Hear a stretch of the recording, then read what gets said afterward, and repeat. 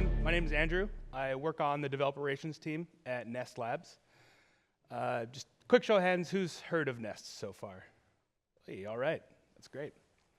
For those who haven't, we kind of have a simple mission, and what we want to do is build a home that's thoughtful, one that can think for you, react for you, something that doesn't involve a lot of setup process or configuration, and build products that people love, products typically that haven't seen innovation in years.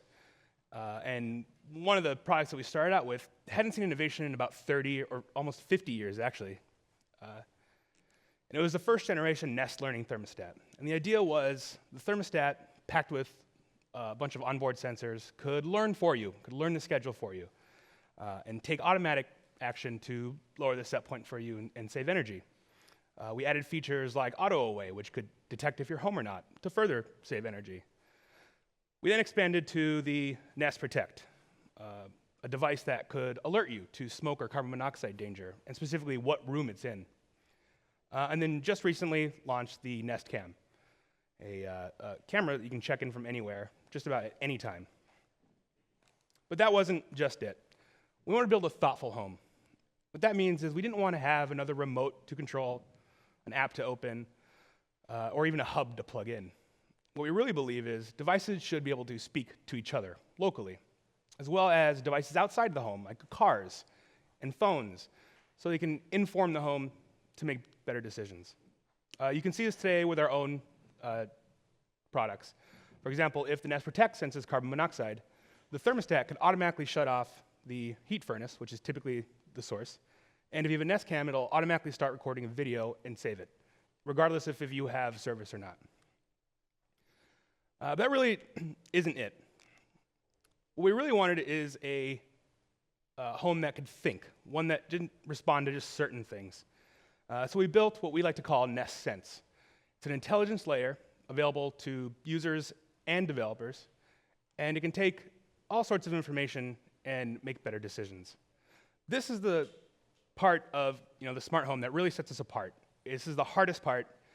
It's not just about triggers or anything like that. So, some examples are home and away, which is our whole home occupancy model, determining if anyone's home or not.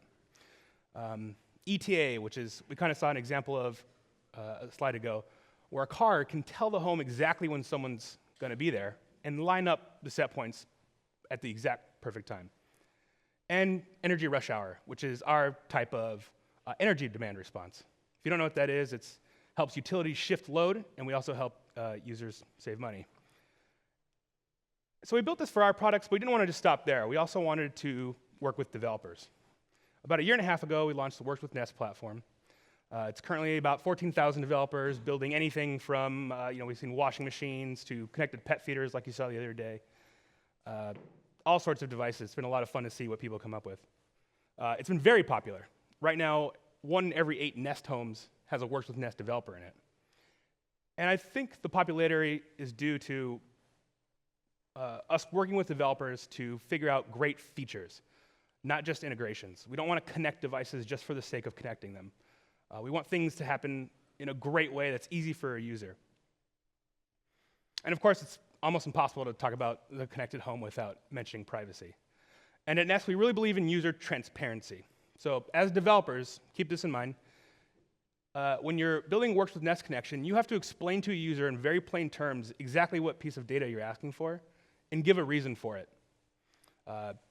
Unfortunately, as developers, if you're trying to ask for a piece of data without a clear use case, we won't allow that. Users must know what's going on with their data. And we're fully focused on the home. It's not a research topic for us. It's not a testing the waters type deal. We're not seeing how it's playing out. We're all obsessed with the home. We feel when it doesn't work. We know when things happen and should happen differently. And we love working with developers who feel the same way. And we love showing them off, too. We recently launched Works with Nest Catalog. It's a place online where developers can submit their integrations to this portal, and users can come in and browse by device and see what else is compatible. And it doesn't matter if you're one of the biggest companies in the world or just a single developer at home. But we've also built some great tools, and this one actually has a funny backstory. We heard horror stories of developers lighting paper towels on fire to test their carbon monoxide sensor and smoke sensor. So we said, it's about time to build a simulator. It runs as a Chrome app. It runs fully as a Chrome app. And it can simulate just about any readable field in the API. And you can also actually respond to changes, too. So if you make a change into the API, the simulator will update on real time. What's also great about the simulator is you can test all sorts of home scenarios. So you don't have to go out and buy 20 thermostats and 20 Nest cams and devices. In the simulator, you can simulate 2 different locations with all sorts of different devices to really test what you've been building. But let's take a quick look at what a typical response would look like. This is from our newly released Nest Cam API. You can see it's formatted in very basic JSON, very standard structure, key value pairings. Get really interesting information like the name, which is typical. You can tell if it's streaming or not. And probably the most important one is if you see this last event bucket here, that is real-time notifications on motion or sound. So as a developer, you can now hook into the Nest Cam's motion and sound capability and get responses. If the user happens to have Nest Aware, which is the subscription model, then you can get image snapshots and GIFs of events and surface them in your interfaces. But the foundation was important for the API, so we built it on a fully cross-platform ideology. And Android is great. We all love Android. But for the smart home to really be realized, it has to be fully cross-platform. We have Windows Phone integrations that we've seen people make, and, of course, iOS. Everything is RESTful. Just about all your calls, bulk of it, will be done using HTTP GET and PUT. Some POST here and now and then. And, of course, like you saw, everything's in JSON. It's all encrypted. It's all over HTTPS. Someone actually asked to not have that for some reason, which I thought was insane. And all authentication is done using OAuth 2. And we use these technologies because they're very simple. There's widespread documentation for them. There's communities full of developers helping people out. And you can get started almost immediately. You can we've seen people launch integrations in 10 days, and I've seen developers get started in 20 minutes. But let's say you've signed up, you've downloaded your simulator, you understand what JSON is, and now you want to get started. We've built 3 connection methods for you. A Firebase and REST streaming, which are real-time, and of course your typical REST. We almost always push developers to do real-time. There's really no good reason to not do real-time anymore, especially when it comes to IoT. People have UX and UI that they need to keep in date. Users really know when that's not perfect. And it'd be weird to have a device trigger something 10 minutes after the actual event happened. There's actually some good talks about Firebase here, and there will be one later as well on the Android. But let's take a typical look at some architectures that we typically see.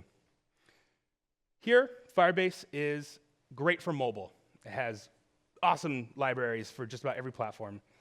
And where it really excels is in the type of architectures where there are no middle ground servers. So these devices are holding their own databases, or they're holding their own source of truth. And using Firebase, you can use the asynchronous nature of the streams to make all calls in and out in that single stream. And we'll update you once things change. Firebase has actually been pretty popular lately. I've seen a lot used in web browsers. Like I mentioned, Raspberry Pi has been huge. There's a lot of Raspberry Pi Firebase examples. But it's really good for devices that are powerful enough to hold their own a basic node server. For the cloud type of architectures, we have REST streaming, which is a one-way get. So information only flows from the Nest Cloud to your service. And what's nice about this is it provides a really good foundation to scale architectures to thousands of users. Hundreds of thousands of users, hopefully, right? And if you're a developer managing all sorts of different devices, different connectivity types, you got devices or phones, this kind of cloud architecture is really ideal because now you have our device reporting to the Nest Cloud and a real-time input into what's going on there. And of course, there's just sometimes no substitute for your garden variety REST. Information only comes when asked for. You asked, what's the temperature today? And it is 65. The only problem with this is it's not real time. You have to constantly ask for updates. It's not a great user experience, but it really does have its place. I personally use this constantly when prototyping or debugging. I use it a lot when testing. I can use it quickly to make a call and see if it succeeded or not. And the other day I was just testing around and I messed up the URL path in the API, which is arguably the easiest part of the API. But really put all together, this is what it looks like. You have your Nest devices talking to each other and talking to the Nest service, as well as communicating back with the mobile app. Connected all through the Cloud API to a developer service, or like we saw earlier with Firebase, a phone. And this is a good start. It's where we are today, but it's not where we wanted to be. And that's when we decided to come up with Nest Weave. And what Nest Weave is a whole new way to connect connected devices. And we built Nest Weave out of frustration about what we saw out there. Nothing else provided a local direct device-to-device communication, which is critical. If a device is connected directly to each other, things can work without the internet. And the home needs to work without the internet. If your cable goes down, everything should still work.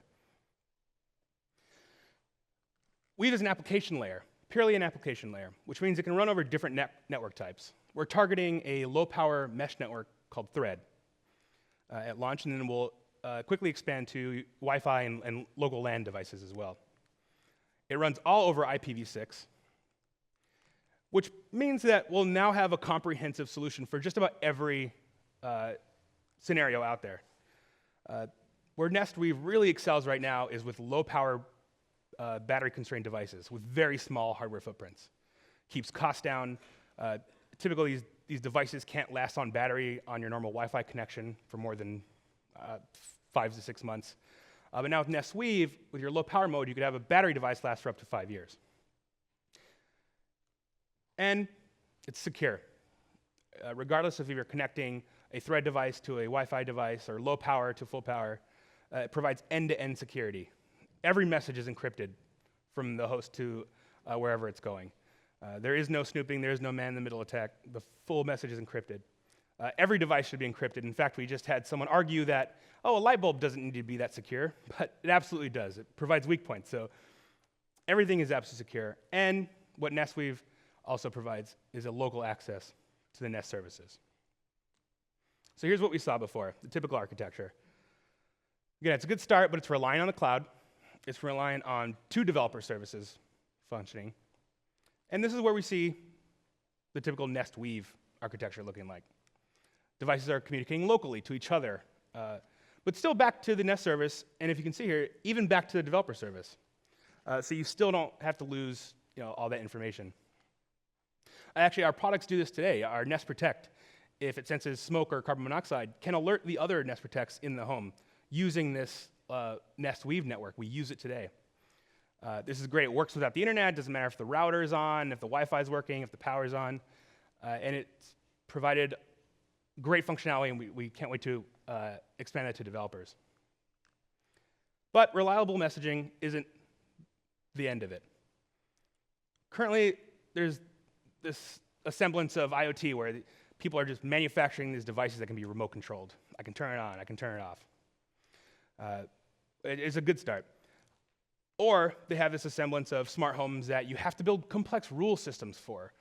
When condition A happens, trigger action B. The problem is it can be very complex and confusing for a standard user. They now have to remember every single rule that they made. And if anything steps outside of that rule, they're kind of screwed. Think of it this way. Someone sets a rule up, says, when my phone leaves, I want my lights to turn off, the TV to turn off, and the thermostat to cool down. The problem is, if someone leaves, that will trigger, even if someone's sitting on the couch watching TV. It can provide a very frustrating environment, especially in your home. Also, a lot of race conditions happening. Again, these users now have to remember every single rule they set up. And we've seen horror stories of people setting up a rule to turn off the power at 5 and then turn on the power at 5. So then what happens? The way we see it is we want to expand Nest Sense. And we're doing it in a way that can adapt to the environment. It can actually determine what's going on. We can use confidence levels to say, I know someone's home, or I know no one's home. And for the user, hopefully it involves zero setup. Maybe a little option here when they pair, but it should be very easy and clear to a user, and it can adapt to their lives. And all this is just kind of getting to the fact that we need to really understand what's happening, not just send info from rule A to rule B. And we're starting to expand this to developers. Actually, no one's seen this yet. This actually has not been released publicly. But this is an example of what our sensor API will look like. Here you can see an example. Standard, again, very basic JSON, looks just like our web API. You have a light that was turned off physically, and a motion sensor that was just activated for about a minute. And let's go back to that phone example. A lot of people set up rules that say, when I see motion, turn the light on. But at this scenario, someone turned the switch physically off. Are we going to turn the light back on? That'd be really weird. So we're working on this data API for developers to start sharing information, as well as Nest sharing information back. So all these inputs can now be read locally by the Nest Sense algorithms, and developers can subscribe to what's going on in the home.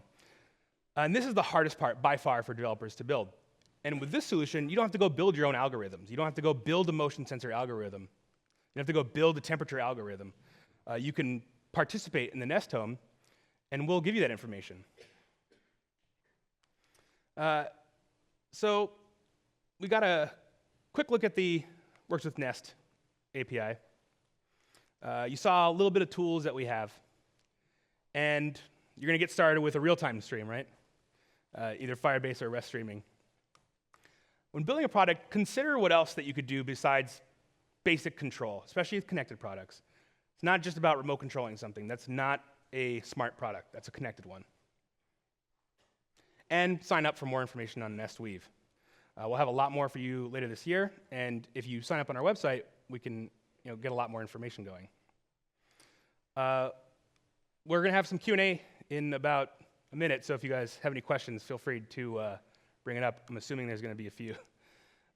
So thanks a lot for listening. My name is Andrew. You can find us on developer.nest.com. We have a Stack Overflow account with a Nest-API tag, as well as a GitHub account. Ryan Says on our developer engineering group just created a really awesome REST streaming example building a quick dashboard in your mobile browser. And all right, thank you. So let's see if we have any questions. Yeah, I think the big obvious one is all day yesterday we were listening about Brillo and Weave. Mm-hmm. I know that Next Weave is different than the other Weave. Are you guys talking to each other at all? Yeah, once in a while. No, I'm just kidding. We are constantly in communication with each other. As you might have heard from the other ones, we will share a device schema. We'll have a common schema between each other. But really, NestWeave is about the home. All of our connectivity methods are about the home. Low-power battery-constrained devices like contact sensors and motion sensors that need to run on really small hardware. And it's an application layer, so it's fully cross-platform. We didn't want to silo anybody into one platform or not.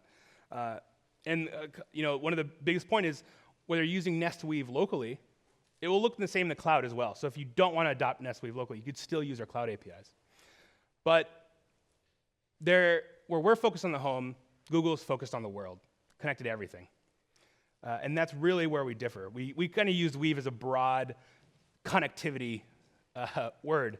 So that's kind of the main difference between both of us. Okay, because a lot of the statements you made today, the low power, the connect local, that's exactly what we heard yesterday. Right. I mean, I think the biggest thing I heard just now that was different from what I heard then is you're giving us some really good, the last part of, you're giving us some really good analytics, some really good decision making, which we sort of heard when we were listening to TensorFlow yesterday. So we're seeing a lot of overlap between you guys and not getting a lot of clear answers about who we're supposed to be listening to. Yeah. And if you guys are, again, are working together at all. We are working, again, very closely together. And we would like to converge the two. But right now, again, we're focused on the home, and Google's focused on the world. But other than the standard schema, they're really different connection types. And we started as a purely cross-platform play, and we wanted to stay a purely cross-platform play. Being everything's based on IPv6, it might provide something easier down the road. But as a developer, if you want to build a Nest Weave product that connects with the Nest ecosystem, you're going to have to use Nest Weave. Yeah. And again, we'll have a code lab right after this for about an hour. We have some of our great engineers here as well. Hi. Can you hear me? Yeah. What about considerations for user interface? Any issues or thoughts? Oh, tons. As part of the certification, we do a user interface review. We do a UX and UI review. But it's not hard requirements. For Nest Weave, we will have hard requirements. Things need to look really simple to users and be really easy to use. So even a device can be connected to the network and have all this access to all this data, but not be very easy to use and simple. So yes, we do have considerations. We don't have a requirement, any information on requirements right now, though. And no platform or open source for UX designers yet. I know things are heavily geared towards developers, but if you need designers. Yeah. So everything being based on this standard schema, in the Nest app, everything could look the same. We're also excited to hopefully open up to developers to build their own experiences within the Nest app. But it would be interesting to build a community around, kind of the UX and UI of the home, what's good and what's bad. That'd be interesting. I'll like to talk to you about that a little more. Excellent. Sure, thanks. Yeah, maybe this is taking that question up a little bit level to sort of the ethnographic level.